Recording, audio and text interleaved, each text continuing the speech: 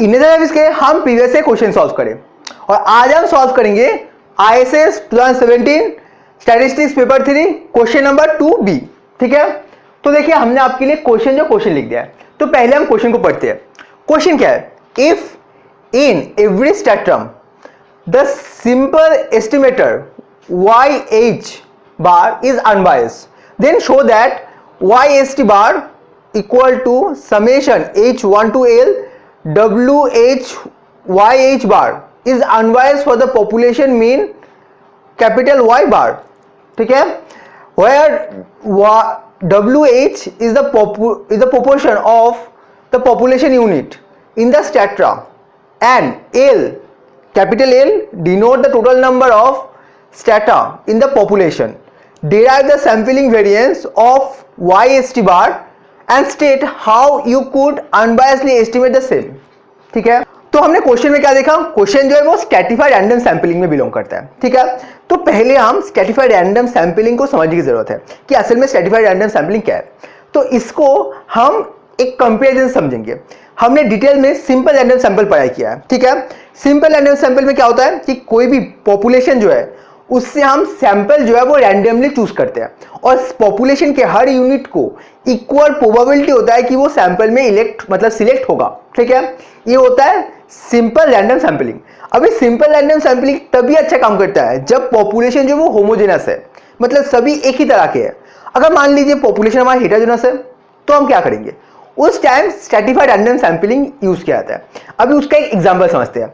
मान लीजिए आपका एक क्लासरूम है। ठीक है, क्लासरूम जो है वो बहुत ही डाइवर्स है, 100 स्टूडेंट का क्लासरूम है और वो बहुत ही डाइवर्स है। वहां पे डिफरेंट लैंग्वेज स्पीकिंग पीपल है। ठीक है, और आपको एक स्टूडेंट काउंसिल बनाना है, तो उसमें आप चाहते हैं कि उसमें हर लैंग्वेज स्पीकिंग का रिप्रेजेंटेशन हो।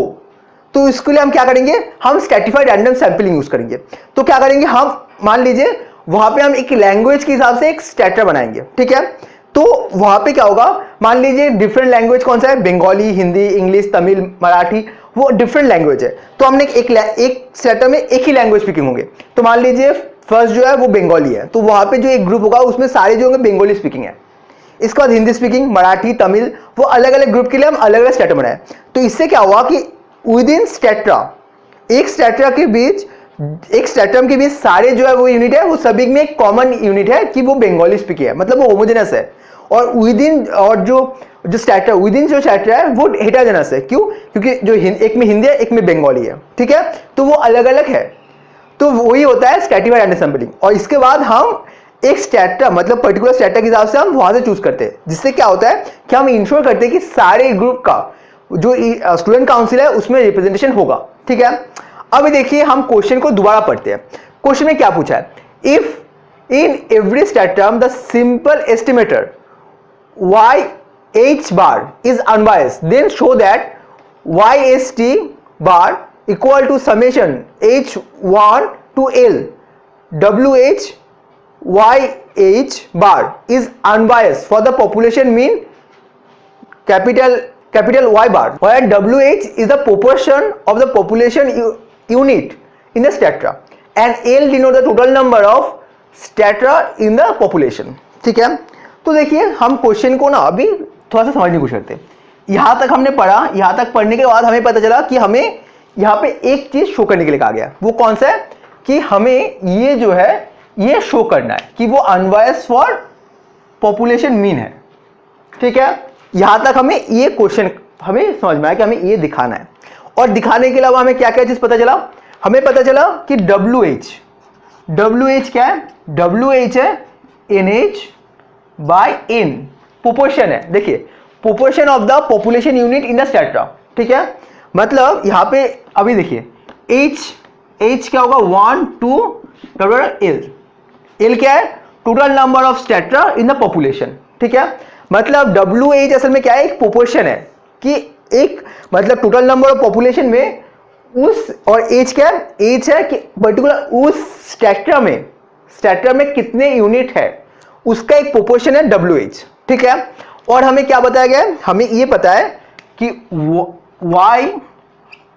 YHT equal to summation H1 to L WH Y H bar. ठीक है, हमें ये चीज जो है वो हमें पता है, हमें दिखाना है कि ये जो है वो अनबायस्ड फॉर पॉपुलेशन मीन है। तो हम क्या करेंगे, हम दोनों तरफ एक्सपेक्टेशन ले लेंगे। ठीक है, देखिए हमने क्या कहा है, taking expectation in both side, हमें दोनों तरफ एक्सपेक्टेशन लेना है।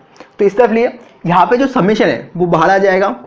ठीक है, ये बाहर आ गया, और यहाँ पे जो WH है ये जो है वो प्रोपोर्शन है एक, तो वो जो है वो भी एक्सपेक्टेशन से जो है वो बाहर आ जाएगा। ठीक है, तो सिर्फ एक्सपेक्टेशन कहाँ रहेगा, एक्सपेक्टेशन होगा यहाँ पे H बार के ऊपर। ठीक है, ये एक्सपेक्टेशन यहाँ पे है। अभी आप यहाँ पे देखिए, हमारे यहाँ पे क्वेश्चन में और एक चीज कहा गया है कि simple estimator YH bar is unbiased. हमें जो पता है वो अनबायस्ड है। अभी अनबायस्ड होने का मतलब क्या है, अनबायस्ड होने का मतलब ये है कि यहाँ पे जो ये जो सैंपल यहाँ पे जो वेस्ट है, सैंपल जो मतलब एक विद इन स्टेट्रा जो मीन है वो अनबायस्ड है, मतलब यहाँ पे हो जाएगा कैपिटल YH बार। ठीक है, हम यहाँ पे ये लिख सकते हैं। देखिए हमारे पास अभी यहाँ पे क्या है, H1 to L। ठीक है, यहाँ पे WH, यहाँ पे Y कैपिटल Y H बार। देखिए इस चीज को हम ऐसे लिख सकते हैं, समेशन H1 to L, ये हो गया WH। ठीक है, अभी इस चीज को हम तोड़ देते हैं, तो यहाँ पे मीन है, मतलब ये NH मतलब क्या है कि एक स्टेटर में कितने यूनिट्स है। ठीक है, जो हमने यहाँ पे आपको बताया था, एक स्टेटर में कितने यूनिट्स है, समेशन अल्फा 1 to NH।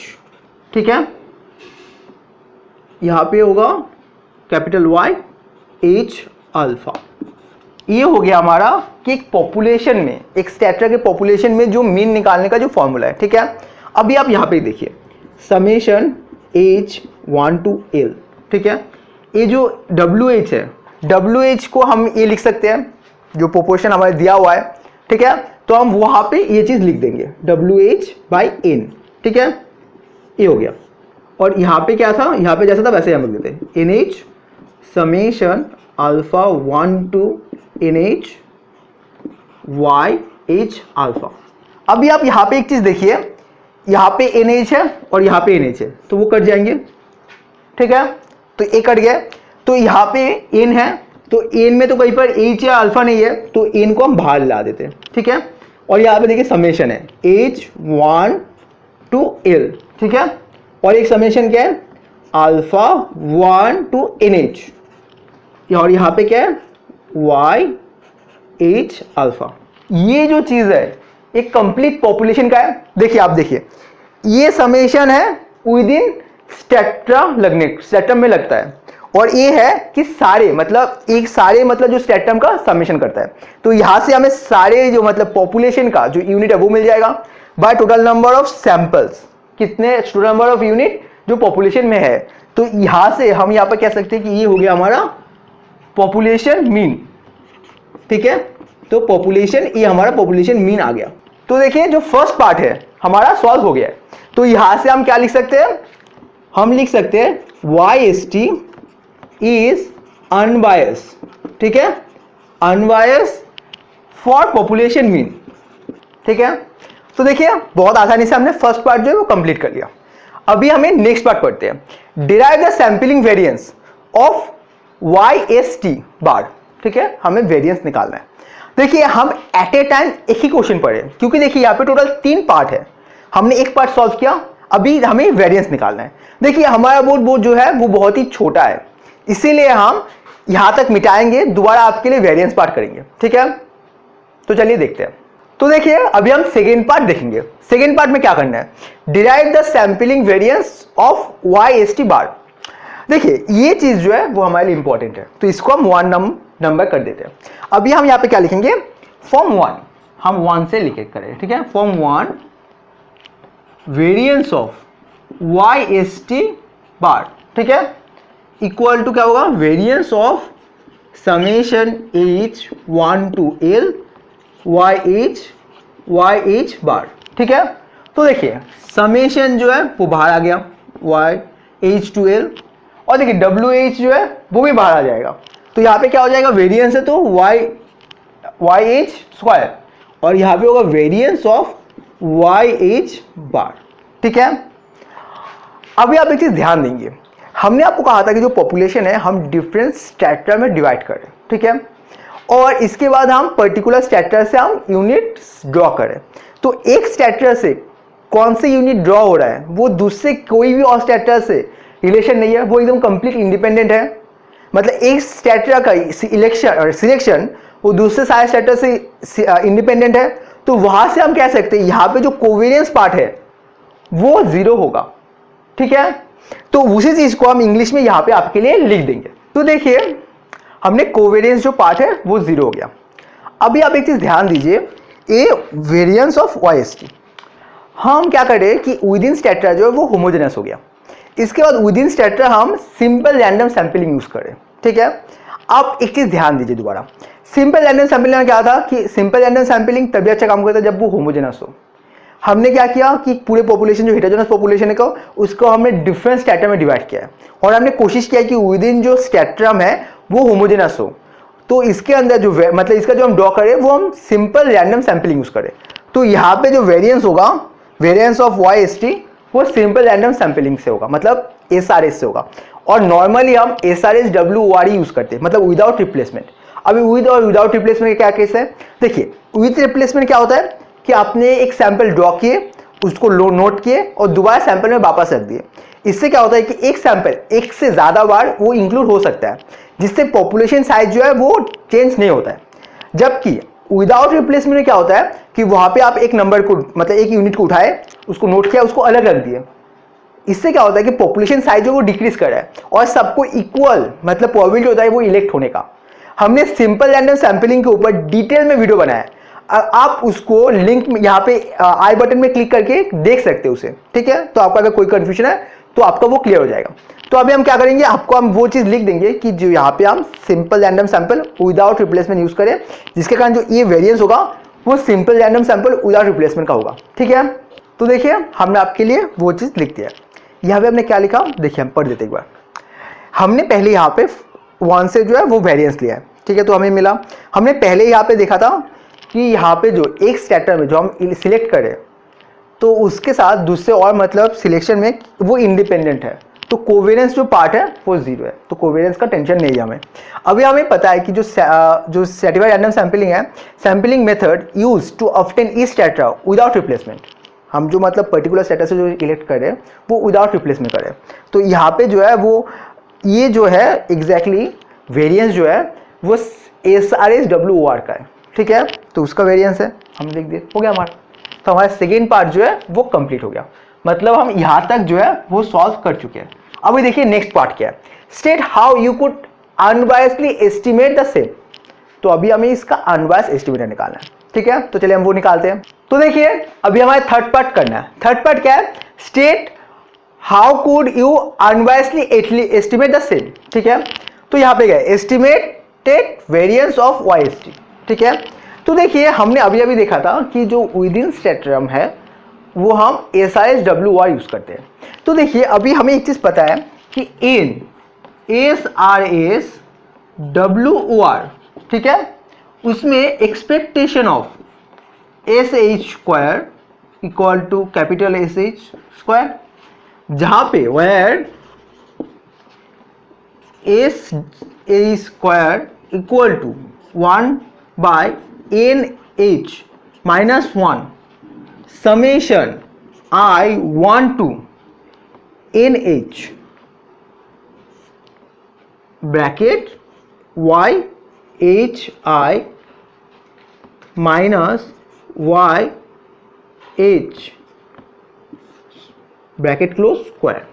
ठीक है, ये है, ये हमें पता है, कहां से पता है, simple random sample without replacement से पता है। अभी हमें निकालना क्या है, तो हम क्या करेंगे, देखिए variance of Y S T bar. ठीक है, ये जो है ये सैंपल के ऊपर एस्टिमेशन हो रहा है। ठीक है, तो इसका मतलब क्या होगा, expectation of variance of Y S T का भी देखिए यहाँ पे वाई एस टी का, यहाँ पे हम वाई एस टी लिखेंगे, वाई एस टी बार, ये सब जो है वो सैंपल का हो रहा है। तो यहाँ पे होगा एक्सपेक्टेशन ऑफ, यहाँ पे summation Y square NH minus NH by NH और यहाँ पे होगा SA स्क्वायर SH स्क्वायर। देखिए यहाँ पे हम स्मॉल SH क्यों लिखे, क्योंकि ये सैंपल के ऊपर है। हमें सैंपल मतलब देखिए हमें इसका अनबायस्ड एस्टिमेटर निकालना है, तो हम सैंपल ये जो होगा यहाँ पे सैंपल का होगा, यहाँ पे स्मॉल होगा, कैपिटल नहीं होगा। और ये जो होगा ये वेरिएंस भी V जो होगा वो स्मॉल होगा, कैपिटल नहीं होगा। ये बस मैंने इसीलिए लिखा, आपको समझ में आया कि वो सैंपल के लिए ऊपर हो रहा है।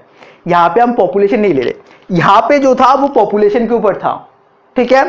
तो अभी देखिए यहाँ पे अगर हम एक्सपेक्टेशन करेंगे, ये जो पूरा है वो एक्सपेक्टेशन बाहर आ जाएगा, तो summation WH square NH minus NH by NH ये कैपिटल है small, expectation of S square, ठीक है। अभी हमने इसका जो है वो यहाँ पे निकाल के रखा है, वो कैपिटल हो जाता है। तो ये हो गया हमारा NH by capital NH S square.